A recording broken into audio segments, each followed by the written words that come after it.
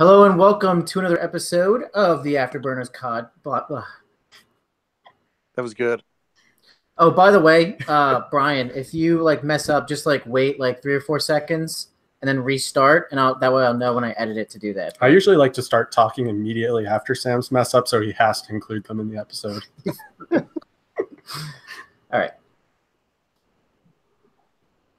Hello and welcome to another episode of the Afterburners podcast. It is April 24th, 2018. You're probably listening to this on Wednesday, April 25th, 2018. Guys, 2 days away from the NFL draft. Getting excited, Bobby?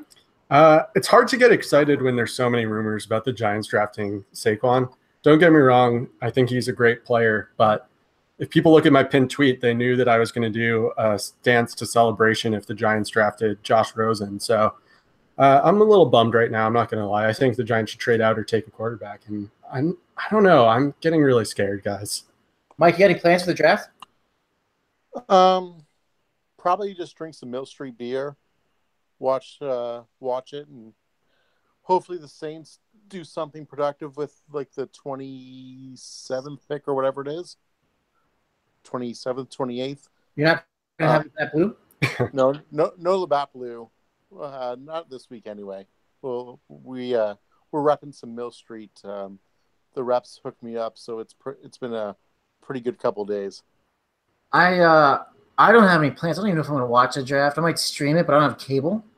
Maybe I'll just read about it later because those 4 days are, there's 4 hours of the first round are just so painstakingly hard to watch. But I do like to be on social media and see it. You're also welcome to come over here and watch with me if you can deal with the tears and shower cry that may happen after the second round pick. I might come over to watch draft. First pick. I might come over to watch the draft with you just for the first and second pick and record you. Yeah, that's fine.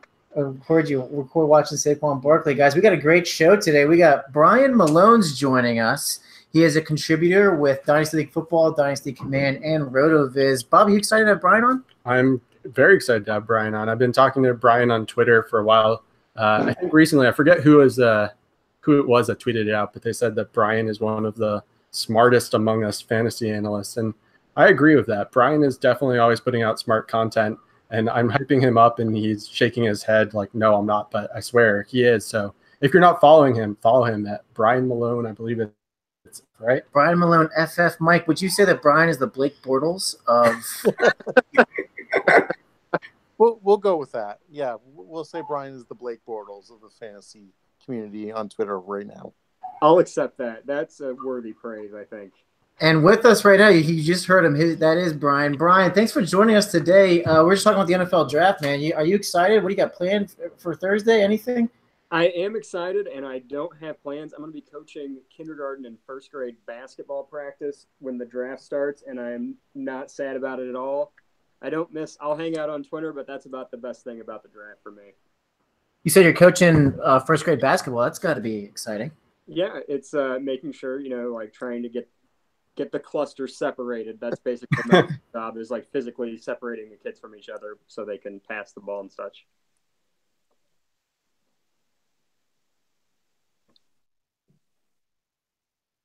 Yeah, I imagine it'd be a big cluster. I've never been a big basketball fan, but I've seen some, groups around that age, and it does seem to be quite the job to get the cluster separated. So, kudos to you, Brian. Thanks. All right, guys. So that's the end of the portion of the first grade basketball segment for this week.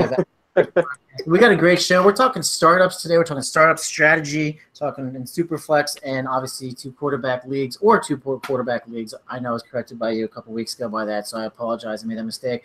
Before we get started with Brian giving us his expert opinion, he's got some awesome stuff. He made this amazing chart that was kind of curated from a bunch of different people on Twitter and other interweb sources, so we're excited to talk to him about that. Before we get started, we're going to dish you out some listener information on where you can follow us. And then let's get right into it. Let's talk not first grade basketball. Let's talk nothing but first picks in drafts. Mike, lead us off with your information, my friend. Guys, you can find me on Twitter at Mike Jarvis, all one word. Nothing fancy. It's just my name. You can find me on Insta at Mike Jarvis, YNWA. Mike dropping the Insta. Yeah, I love it. Insta's new this week, I guess. I'm not dropping my Insta. So I guess there was a hashtag trending called my Twitter handle explained. Oh, yeah, that was yesterday. That's trending yesterday. And I said I always explain mine on the podcast, so I got to go with my usual line here of it's REKED fantasy. I'm not trying to sound like a Twitter tough guy like John Bosch says I am. That's just my initials. Although I do have a new team name in the Beat Bobby League, which auction just finished, and that is Twitter Tough Guy. So thank you, John Bosch, for the team name. And Brian, where can people find you? Yeah, you guys can find me at Brian Malone FF, and I do not have an Insta.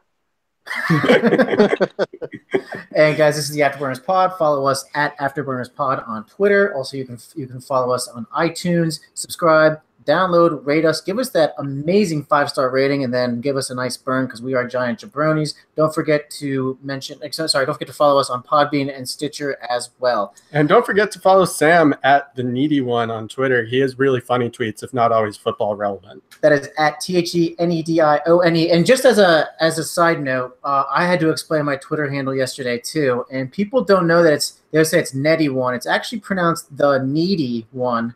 And the reason it's needy is because it rhymes with what people called me on the basketball court growing up, which was greedy. So there we go. I was very greedy. I was taking shots, and I was missing a lot. Actually, was that in first grade? Are we going back to first grade basketball? I was like an 18-year-old playing with first graders, and they would beat me, unfortunately. So, but guys, we're excited. This is the first time we're doing this type of show. We're talking startup strategies. We've kind of hinted on it before. Bobby mentioned that we had a draft starting last week. It was a startup league. And one of the things we did this year was an auction draft. Bobby, why don't you get a little info about what we did this year with the draft? So we had an auction draft. It's in a league called the Beat Bobby League, which was also titled by John Bosch. He seems to have a thing with calling me like a Twitter tough guy or just trying to make an entire league try to beat me. But most of us haven't been in auctions before. It was an interesting experience. The only experienced auction people there, I'd say, were basically John Bosch and Waz NFL. Yeah. But I didn't sleep. I don't know about you guys, but I'd be up at 3 a.m. bidding on players. So I'm not sure how I feel about it. I came out with a team I kind of like, and it was a super flex league. So very interested to hear what Brian has to say about his strategy in regards to quarterbacks. Yeah, so Brian, first off, let me ask you a question. Have you done a bunch of auction startup leagues before? I have only done, I think, one auction startup. And I don't believe it was a super flex, so I don't have too much there, but I've certainly guided some people through auction startups with Dynasty Command, so that'll help too. Mike, you're kind of trying to you're commissioning another league. Is it an auction league? I know it's going to be another startup league come up shortly. Yeah, I haven't thought too much of it yet. That's tough. That's a very good question, actually. I was gonna have it as just a regular draft, but now I might have it as an auction draft if people are into it. As you know, Sam, I'm all about the auction draft when it comes to baseball because I think it generally gives you the best chance to form the team that you want. When you're doing just a regular snake draft or, a regular draft, it's, if you get, say, the 7th pick, you're like, well, fuck. Now I know I'm not going to get Odell Beckham. I'm not going to get Nuke. I'm not going to get, the top quarterback I want. Whereas if you're in an auction, if you really want that guy, there's nothing stopping you from going out and getting that top tier guy that you really want. So, yeah, now that you say that, I definitely might have it as an auction, something to think about for sure. Which type of draft do you guys prefer? Are you guys more of the standard like snake redraft, or obviously if it's a dynasty you're not going to redraft, but more of like a snake or an auction? What do you think, Bob? What do you prefer after now being through both? I'm a snake guy because I know John's going to kill me for saying that, but I really like to have at least some idea of a strategy in mind. And auction, you can have a strategy, but it's a lot more adapting on the fly. I also don't necessarily like the fact that I didn't get to sleep because I couldn't shut down my brain because I kept thinking about the auction values. No wonder you've been off Twitter. You've been on staring at the auction sleep board. Deprived, or just staring at the auction board going, where can I sneak in another dollar value here? So I think I'm still a snake guy. I didn't mind the auction. It's definitely nice change of pace, but I'm on team snake. Brian, do you have any type of preference? Yeah, I'm on the snake draft too, but for different reasons. I actually like auction drafting better than regular drafting, but I love trading during startup drafts so much, and you really miss out on that during the auction. So even though it's a little less fair, and it's a little bit harder to go get your guy, dealing with those trades while you're on the clock and while other people are on the clock, that's the most fun of the draft for me. So if you were to do a snake draft, Brian, and let's say you're the commish, or like you're in a league in which people are voting on how to make it as fair as possible to see who picks first, and then who picks, through all the way through 12 or 14 or 16, however many teams you have. What is one or two things you think would make it the most fair? Is it just voting, or like how would you go about like even starting that? I think the best idea I've heard is you have an auction with real money to choose your startup spot. So you can, everybody pays their normal league fees, and then you can do a silent bid auction for the right to choose your slot first, and then the right to choose your slot second. And whoever pays the most gets first. Whoever pays the second most gets second. That seems pretty fair to me. Mike, would you drop $100 to get the first pick? 100 American or 100 Canadian? Oh man, I don't even know what the conversion rate is anymore. You make whatever's cheapest. So that'd be Canadian. Yeah, I might drop 100 Canadian. That's neat. So in my home league, we've done it a couple different ways to figure out draft order. The one year I found a sample Wonderlic test online, and I had all the league mates do that. And so we went in order of whoever has the bottom. It's so what's that? Whoever has the worst score gets the worst draft pick. Yep. So that was pretty fun. I finished second or third. I would have given worst score the top draft pick, and the reason why is if the Wonderlic is testing your IQ, then it seems like they need the most help, right? So you'd give them the first pick to help them out, because clearly they have some deficiency going on. Or you just open up the floodgates to make fun of that person if they have the worst pick at number one. Exactly. And what we've done the last couple of years is, as you know, I'm big into wrestling, and a lot of my friends are as well. We've each picked a character from WWE, and we've simulated the Royal Rumble on PlayStation, and so then it just goes in order of, if the first person who gets tossed out is the last pick, the last man standing is the first pick. And so that's awesome. And then I record it and post it on the league message board so everybody can see it. So it's neat as well, because, you literally have no control. All you get to control is the character that you pick. And in which case, to do that, it goes in order of the standings. So the person who finishes first last year gets the first pick of the wrestlers. So I love it. Almost makes it into like two separate events. You have the event, the Royal Rumble, but then then the Royal Rumble parlay that into like the draft.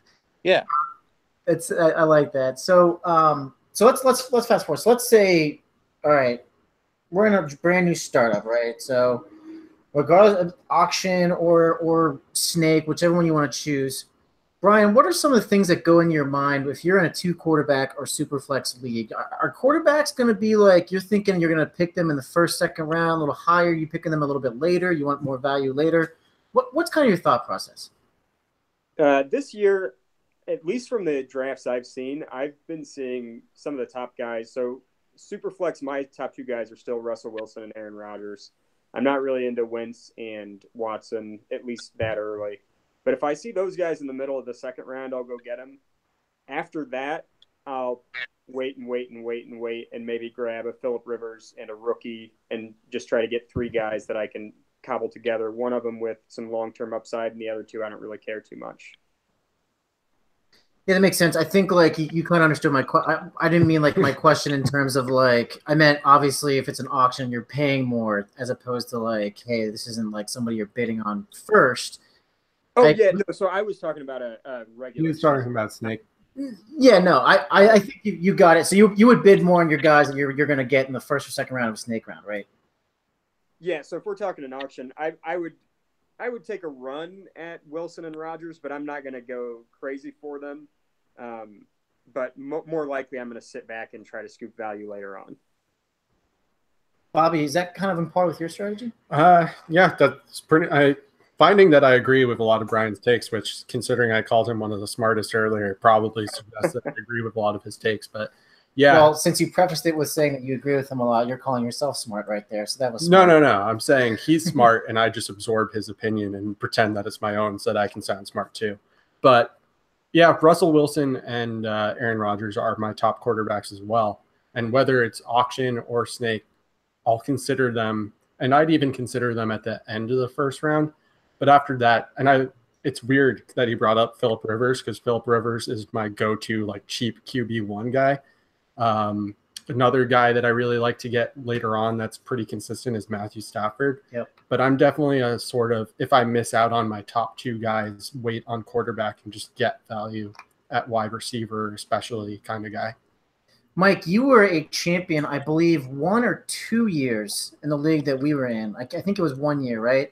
No, I was a no-time champion. I finished second both. Oh, that's what it was. Okay. I'm getting confused with baseball, right? Yes. Okay. All right. Good. So I'm glad to see that I am doing a good job with my pregame notes. When was your strategy? That was a 2-quarterback league. Are you kind of on par with, if it's one of the top 2 guys, like take them early, or are you just going homer with Drew Brees a little bit later? Well, in that startup, I had the 3rd pick, I think it was, and I took Cam 3rd overall. So that would have been the summer of 2015. 16. No, 16. The summer of 2016, I took Cam 3rd overall. With the idea of I was going to trade him, and eventually I did for luck, and that didn't really work out. But I want my quarterbacks, and I want my quarterbacks early. I know Bobby and I have had multiple discussions on this over the years, and we each have opinions that we're not going to change the other person for. And the reason I want the quarterbacks is, it's just like your real life team. You want your pivot. You want your guy who is going to be steady. I don't want to have to sit there and think, oh shit, I got to rely on. This is going to be a dig on your boy Sam. I don't want to have to sit there and rely on Ben hopefully getting me. Hey man, I cheer for him. He's not my boy. Okay, I don't want to have to rely on him to hope and a prayer of getting 20 points or so. I want that guy who's more times than not, the guy like Aaron Rodgers, the guy like Cam, the guy like Wilson. In Dynasty, speaking of being a homer, Breeze doesn't get a lot of love anymore because he's only got a year, maybe 2 years left. So Breeze would be a guy who you'd probably be able to get later on and would give you some great value, like Brian mentioned. But otherwise, yeah, I'm going all in. Give me a Wilson.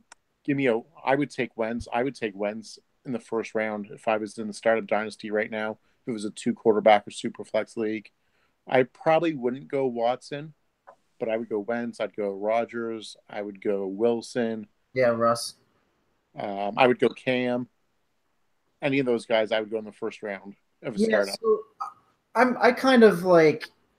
I had a different strategy this year, so I just went really high on Russell Wilson. I said, you know what, like let me just go out there and go get him. Like we did an auction, obviously, and I just outbid everyone. I was like, I'm just gonna do whatever it takes to get Russell Wilson.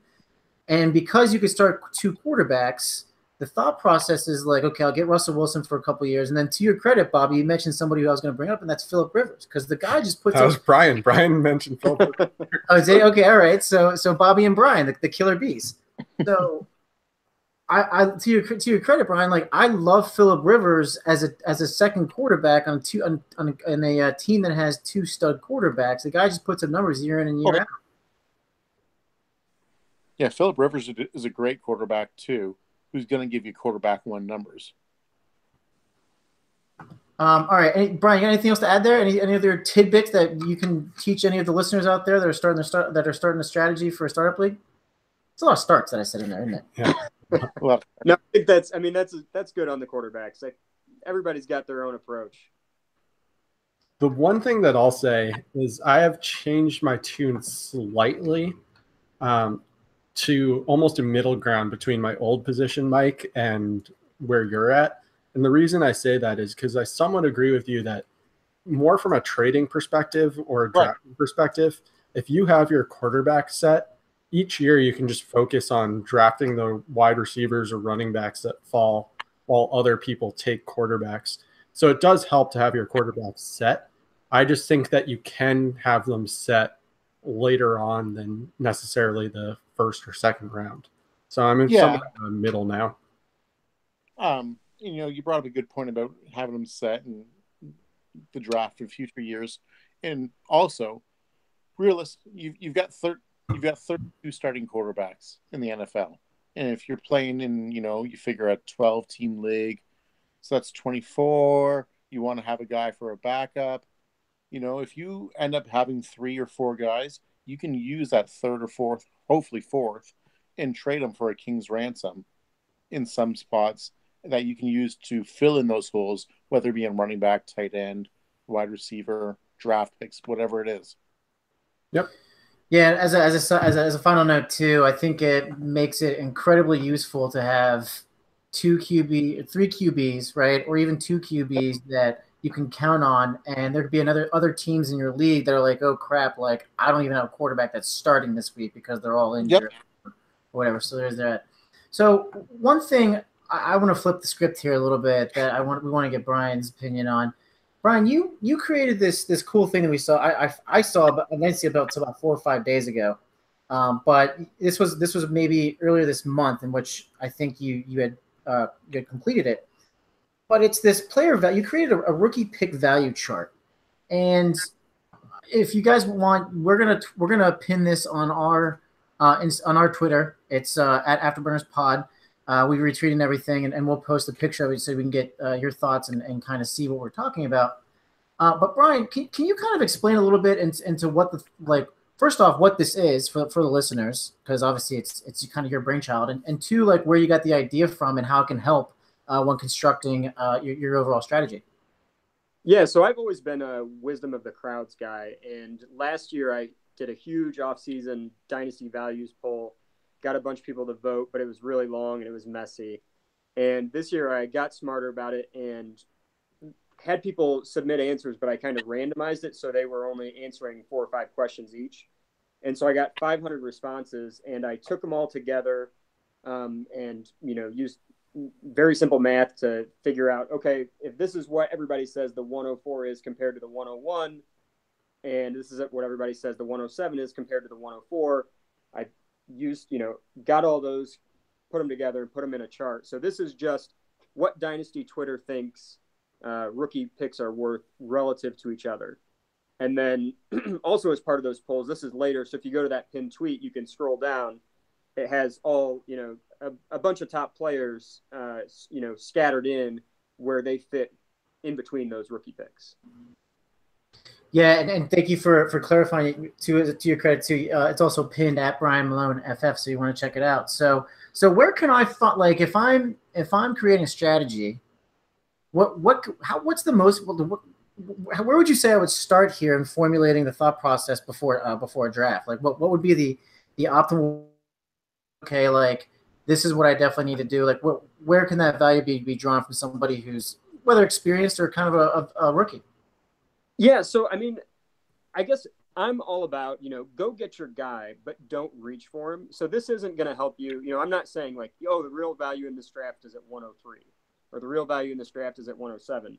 My thinking is if you want Darius Geis, this is what you need to pay for him. You need to pay the 105 plus the 104, or whatever the chart says, and you should be paying about that much, but not much more. And, go get your guys, but pay the right price for them. And this is just going to help you pay the right price for them. Well said. You ever read the website 538? Yes, all the time.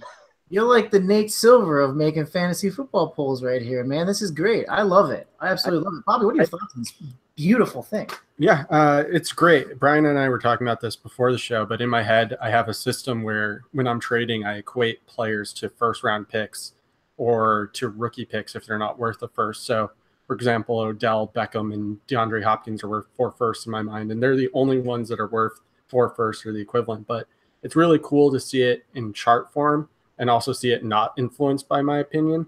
And I'm all about player values, so seeing actual players with values and what it is in rookie picks and knowing whether, based on Dynasty Twitter's opinion, I'm overpaying or not. I think is just so invaluable as a tool. And it's one of the reasons I said earlier that Brian is a great follow, because he constantly puts out content like that. Mike, you're a guy who, when we talk about like proven commodities versus like somebody that's like a rookie, you're a guy who's about proven commodities. What are your first thoughts, knowing that, what are your first thoughts here when you see this chart? Yeah, it's I can't speak.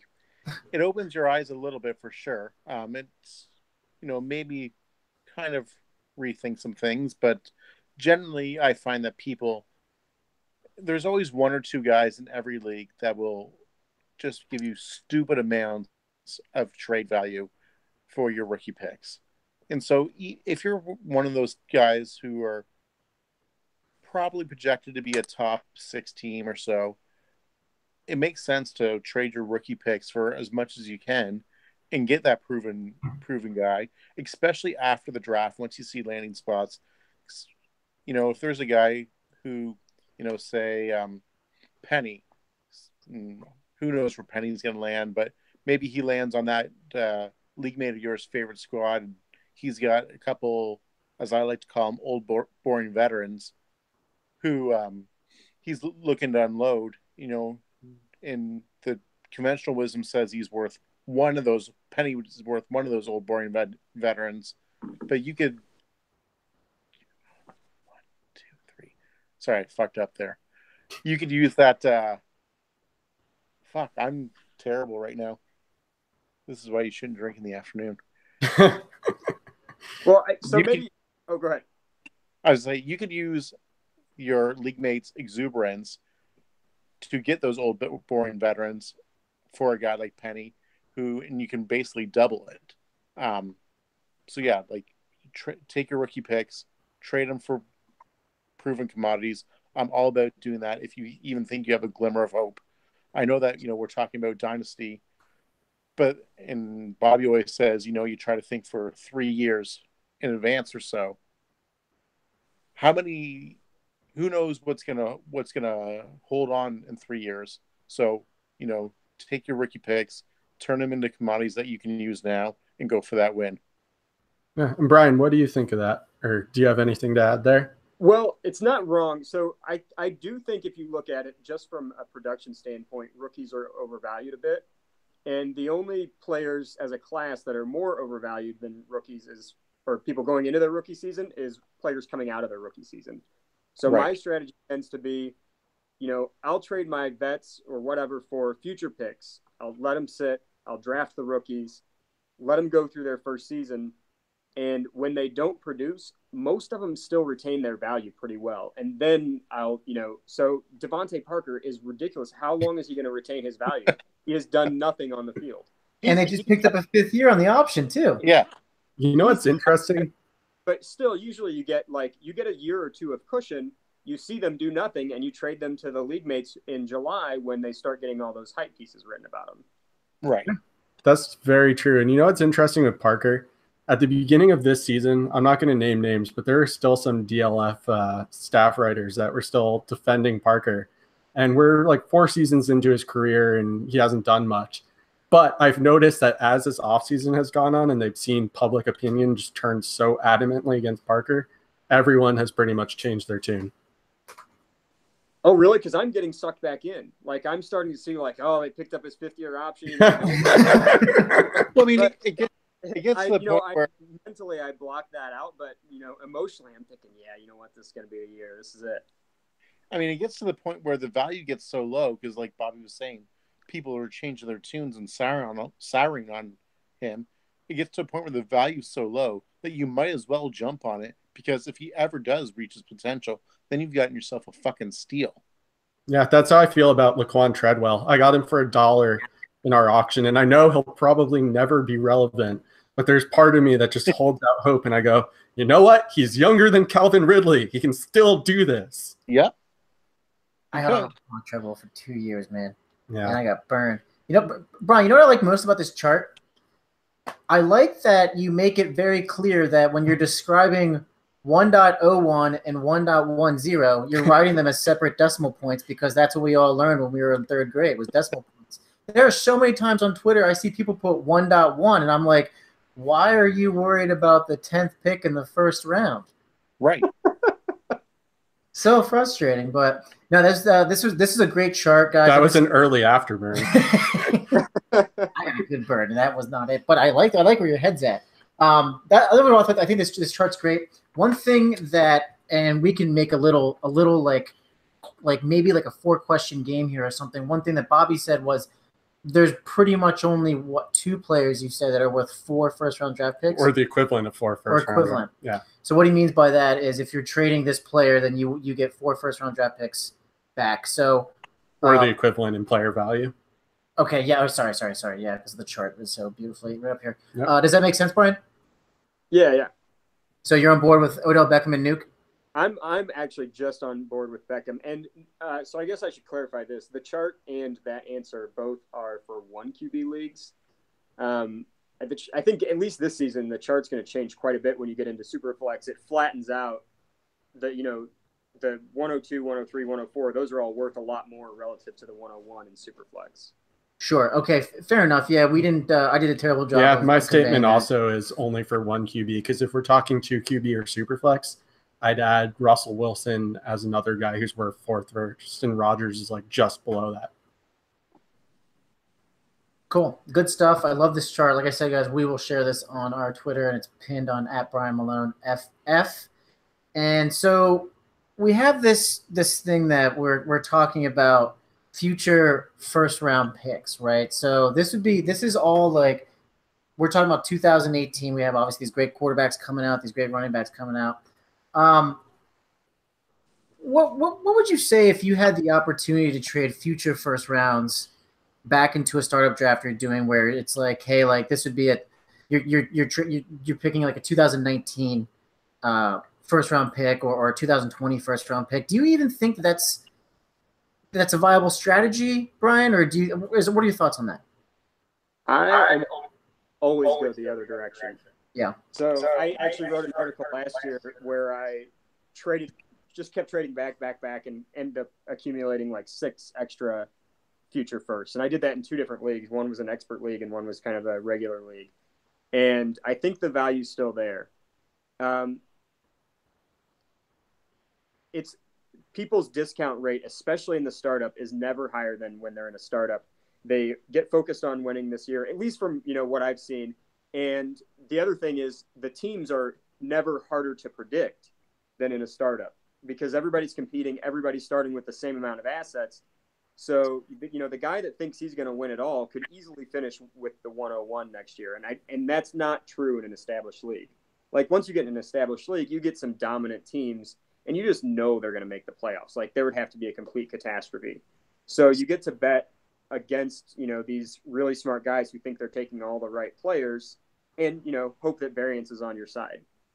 So what you're saying is I'm very happy with the team that I did because I think I'm going to win this year and next year, but I'm actually going to finish with the first pick next year. That's what you're saying. I'm saying that 10 people in your league are very happy with their teams and they all think they're going to finish. They're all going to win the league. And if I get 6 of their first, I'm going to have a pretty good odds of ending up with the 101. We actually just saw what exactly you're talking about because we have so many people that are talking about. Like our friend Zach said, "I'm going to be the champion. Everyone should just give up." And he's always like that. And then I know I've been talking about him a lot this episode, but to his credit, John Bosch then said, "Okay, Zach, I will flip you all of my 19 picks for your 19 picks right now if you say yes." And Zach backed down and went, "Well, I don't know about that. I don't know if my picks are really going to be 112, and I don't know what your picks are going to be." And we went, "If you're going to be a future champion, you have to take that deal, right, Zach?" And he just backed off. So to John's credit, that was a complete baller move.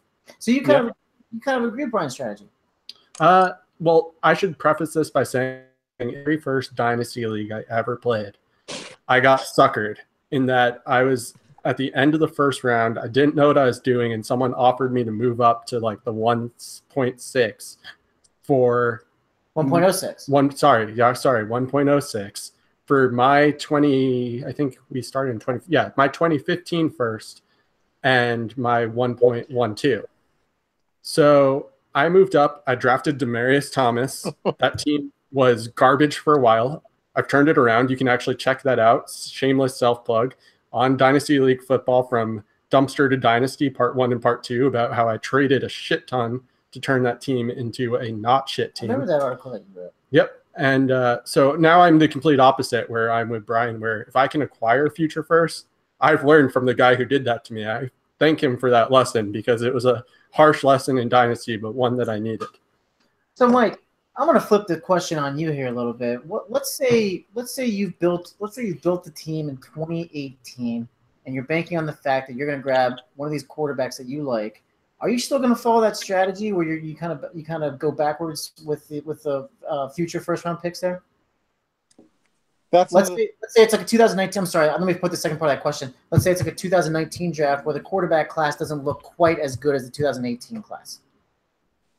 So, sorry, I'm now confused on your question. Yeah. His question is, I think, would you trade from the 2019 class to get back into 2018 class if you needed a quarterback, because the 2018 class is a stronger class quarterback-wise than 2019? Correct me if I'm wrong. Thank you. That's exactly what I meant to say, but I didn't.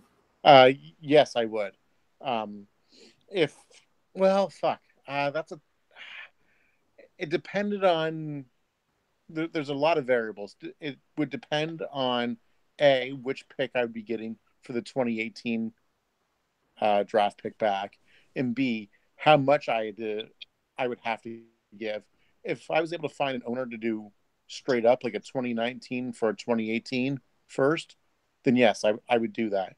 But if he was like, oh, I want your 2019 first and, a 2019 second, I probably wouldn't in that aspect. But yeah, like I said, if I was, for whatever reason, he was willing to do a 1-for-1, then, or he or she was willing to do a 1-for-1, then yes, absolutely, I would do it. But if he wanted 2 or 3 assets going back their way, no, I wouldn't. Brian, does certain positions in draft class like that factor in your opinion here? Yeah, a little bit. So in Superflex, I'm a little more hesitant.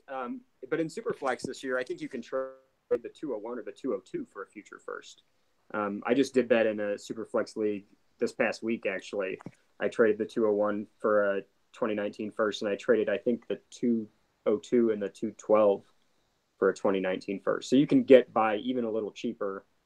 And I'm still doing that. Again, for the same reason, because if it ends up being a late first next year, then I probably lost out a little bit. But if things break badly, then I'm going to end up with a 104 in next year's draft class, which I'm sure is going to be better than this year's 201.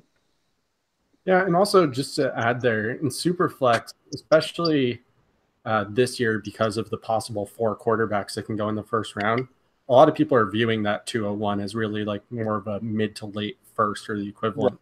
So trading that to 2019 makes a lot of sense. I'm sure in many leagues, people will pay that price just to get towards the top of the second round this year. Great stuff, guys. We're running a little bit low on time, so we got a couple things we want to hit on too. Obviously, we got our burns, but before that, this is our last show before the NFL draft starts. So we're going to play a quick little game. I didn't prep you for this, but I think we got time. And the game's going to be, this is who this team is taking in the first round. So who wants to go first? Don't jump at once. Give me the easy one. All right. Brian, and I'm glad you said you want to go first, because the only reason I was glad it was you is because you're wearing a Browns hat in your picture on Twitter. The Browns with the first overall pick are taking blank. They're taking Sam Darnold. I just don't buy the Josh Allen bit. I think, that it was Sam Darnold to begin with. And, as we crept into draft season, then it became Allen, but I don't buy it. Usually teams, the first bit of buzz is what sticks. And I think it's coming back around to Darnold as well, even when you get to, kind of national reporters who might have an ear to the ground. He definitely looks like the front runner, so I think that's right, but we'll see on Thursday. Mike, you want to go next? Sure, I'll go next. All right. With the second, all right. So this is going to be a enter the player's name or the field. The second pick, the Giants are taking A, Saquon Barkley, or B, the field. A. You're sold on Barkley. You think he's going to be a Giant? I do. And the only reason, well, there's two reasons. Because I think that they know that they definitely need help at running back. Jonathan Stewart is quite bad, and everything else that they have there is also quite bad. And B, I've been talking to Bobby on Twitter for probably about 4 years now or so, and it just doesn't, sporting wise, it doesn't seem like Bobby ever gets what he wants. And the fact that he wants Rosen so bad, it will not happen. So Barkley will be a giant, and Bobby will cry. That's a pretty accurate statement, actually, thinking about it. Wow. I never thought about that. Yeah. All right, Bobby, you're up. You're gonna bat third. You're a final contestant here. You ready? Yeah. By the end of the day, Thursday, Josh Rosen will be a blank. New York Jet. Oh, I think so too. Go ahead. How excited are you? Gonna be a Jet fan? So everybody knows I really love Rosen. I tweeted out earlier today that as soon as I know he's on a team I don't hate, he'll be my favorite quarterback in the NFL, which is true. And I watch Jet games anyway, just because I'm in the New York market and I'll watch any football game that's on. So the very first football game I ever watched was a Jets game. I'm not saying I'm going to become a Jets fan, but Sounds like I'm going to buy you Rosen. I do support them. So if he can't be a Giant, I actually wouldn't mind if he was a Jet, because at least then I could watch him. But I can't even be happy about that. I will shut off the TV at pick 2 if the Giants take a running back. And it's because, 1, the cap hit is going to be ridiculous. It's going to be stupid. And 2, they have an aging 37-year-old. I've said this before, but they have an aging 37-year-old quarterback who's just not good anymore. I'm sorry, Eli. I love you. I will always love you, but just go away already. You're done. It's fine. And if not, they should at least trade down. I hear the Cardinals are very interested in moving up. Maybe the Bills aren't anymore. But yeah, all right. That's it. I'm sorry. I had to get that in there. I would die a little bit on the inside if I didn't say it. So it sounds like I'm going to have to come over with a Jets shirt and a little color a sign from CVS or something, or Walgreens or Dwayne Ready, and write Josh Rosen on the front, number Josh Rosen on the back, and give it to you and take a picture. At that point, you might as well just show up with a Jags portal jersey, because Tom Coughlin is my guy, and I will just change teams at that point. I won't. I love the Giants, but it would be pretty funny if you showed up with a Jags jersey. I would feel bad for you if Rosen's in New York, but he's not a Giant, sadly. So, guys, this was fun.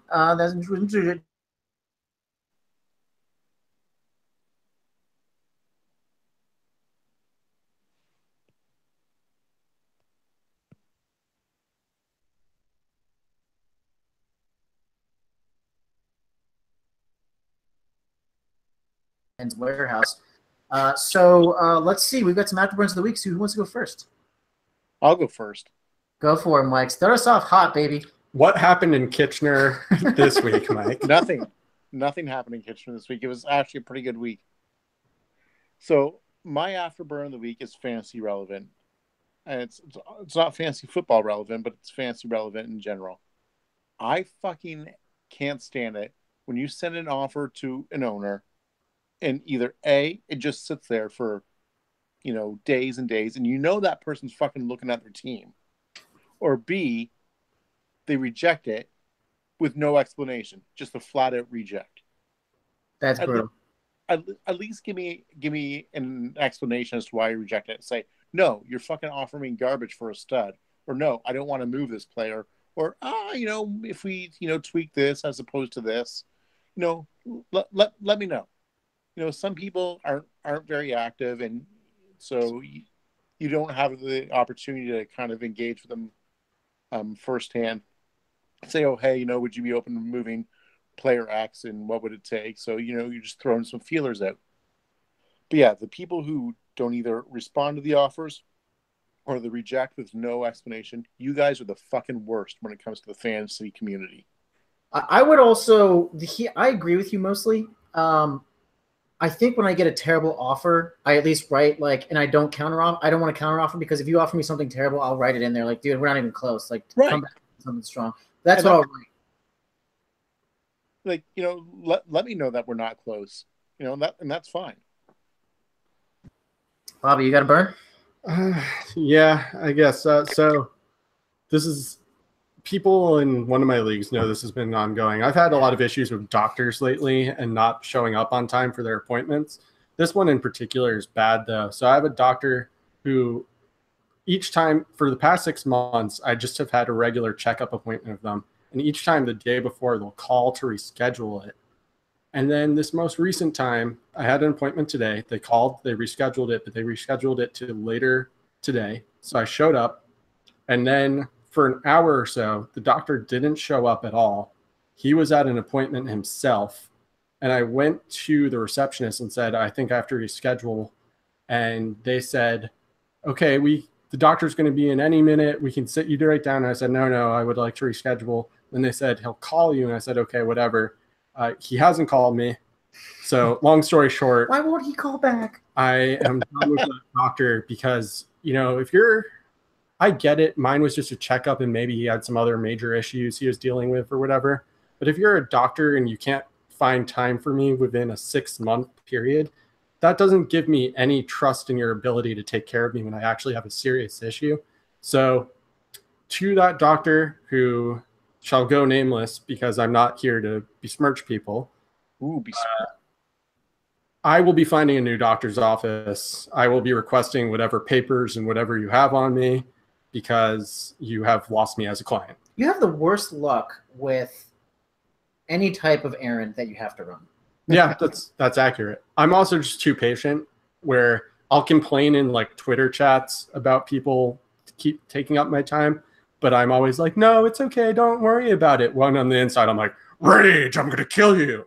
So because you're a tough guy. Yeah, that's my inner Twitter tough guy coming out. I have to be honest. I'm not happy that you are like getting screwed over by all of these different businesses. But I have to say, every time I see that message in the chat that you are like waiting an extra 30 minutes, I get a little bit of a chuckle. I'm sorry. It's not nice, but I do get a little bit of a chuckle. It's like, only Bobby. Yeah. I have like a Ohio personality in New York City, and it doesn't work, even though I've never been to Ohio. Well, we all know you should never, ever go to Cleveland. That's a fact. I got a quick one here, boys. It's sports related. It's actually hockey related. Monday, my Capitals advanced to the second round. Of course, we'll probably lose to the Penguins, but that's okay because we advanced to the second round.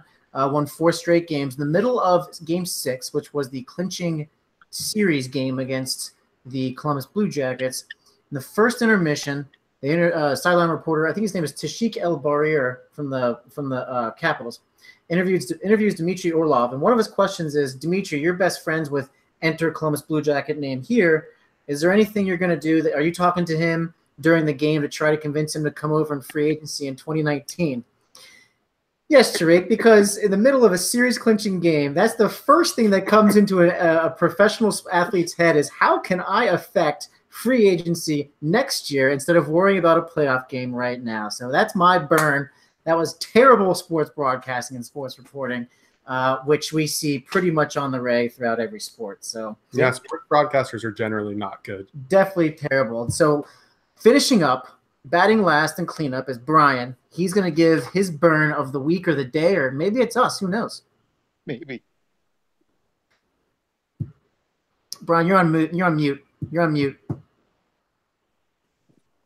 All right, so I'm going to go with a burn of the offseason Dynasty Fantasy Football, and I'm going to do it on behalf of all the people in leagues that I commission, and they're going to burn me for being such a shit-ass commissioner. No, if the payment deadline is March 1st, then you should probably set up League Safe at least by March 1st so that they can actually get a chance to pay their league. And I shouldn't be emailing 2 days before the rookie draft reminding people that they need to pay. And, oh, by the way, I just paid 6 weeks late. So if you sign up to be a commissioner, do your damn job. Wow. I like it, man. That may be the first self-burn. We'll have to note it in history. I burned myself 2 weeks ago. Did you? Yeah. All right. Because the chick when I was interviewing for the job. Oh, yeah. I forgot about your escapades. Yeah. Well, Brian, thank you for burning yourself, because that just let me know that if you ever ask me to be in one of your leagues, I should politely decline. Absolutely. I do have to say this has been fun. I do want to give a quick shout out. Zach Wilkins at Lopsided Trades has I know he's not listening to this at all whatsoever, but has done a phenomenal job with our league so far as commissioner. So on a side note to the commissioner burn, Zach, you were not in any contention of being burned by me in this last week. Yeah, the anti-burn. Completely amazing. So we really appreciate all the hard work, especially when my fantasy league went down for about 12 hours. You did a really good job. My fantasy league went down in the middle of our auction, and Zach had to make some tough decisions and did an excellent job of it. So shout out to you, buddy. Definitely. So guys, with that, we are out of time. Brian, it was nice having you, man. You ever want to come back? Yeah, I think so. Thanks for having me, fellas. Yeah, you did a great job. So go ahead, let us know where the people can find you, and then Bobby and Mike are going to send us home.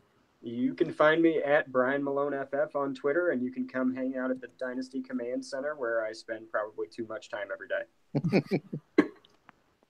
Mike, where can they find you?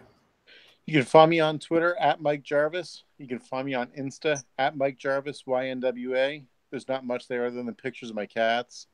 And yeah, Bobby, over to you. You can find me on Twitter at Wrecked Fantasy.